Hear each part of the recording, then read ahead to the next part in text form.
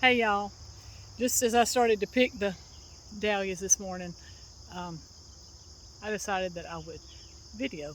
So I will turn you around and show you what's happening because we had a couple of nights or several nights in the 60s and the dahlias just love it. So here we go. They really start to bloom and get so much bigger when it's cooler. You know, people that live up in the north probably just take it for granted how beautiful their flowers are because of the temperatures, and we're so hot down here in the south. That's okay, that's breakout. This is Miss Amara, and look, it's got so many buds and blooms on it. Beautiful. This is another breakout. It really pretty. I don't know what this one is, but it's just now starting to bloom. There's the little flower. Isn't it pretty? It's not marked. Here's one. That's Harvey Coop. It's kind of a variegated bloom. It's really pretty. Okay,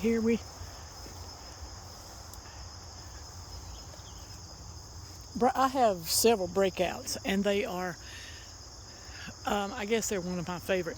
They do well. So you can see, I pick most every day because I want them to keep on blooming, and I don't want them to just stop because they're not picked. So I keep them picked pretty good and keep them in the house. That is Spartacus, or it's supposed to be Harvey Coop.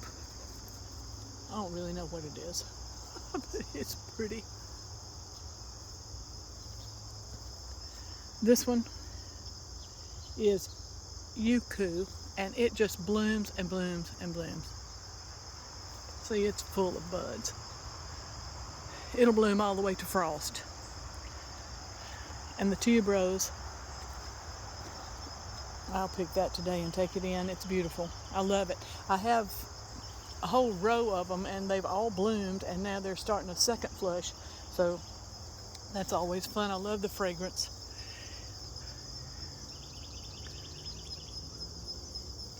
This is pretty.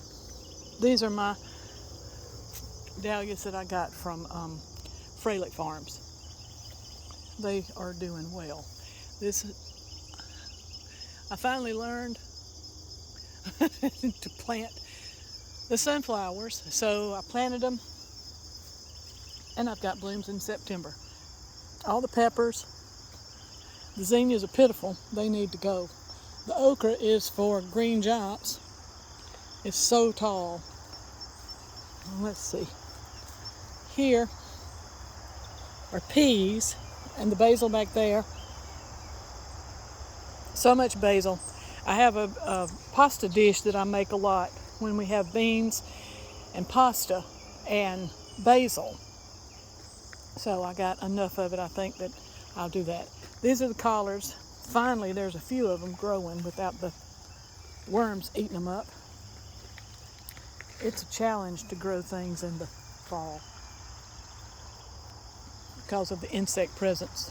Okay, I know I'm swinging y'all around. Sorry. Kind of scattered feeling. Those are peas.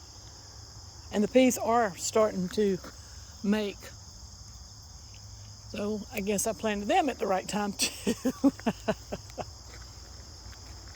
This continues to be a favorite little corner over here with there's Sweet Annie back there on the fence drying. Every time I get around it, though, it gives me a stuffy nose. So I have to, kind of bide my time with it. Here's the lemon verbena. Patchouli is over there. Pineapple sage, rose geranium, and then we have a few nasturtiums. And then we have trash in the path that needs to go. This is a lesson in gardening. That is my Cecil Bruner rose, and the weedy wild morning glory took it over, and it seemed like it was just overnight. So I've been trying to get it off, and it just about smothered the whole thing. It's just, I hope that it's okay. but that remains to be seen. I've still got a little work to do, and I'm going to cut out all the dead branches. But that just shows you, don't let weeds go, because they will absolutely take over in no time. So this is a favorite view right here when I come up this path. Miss Huff in the back. That's Miss Huff back there. Lantana. And then this bed of dahlias. My rosemary with Sweet Annie on top. This is Sweet Annie.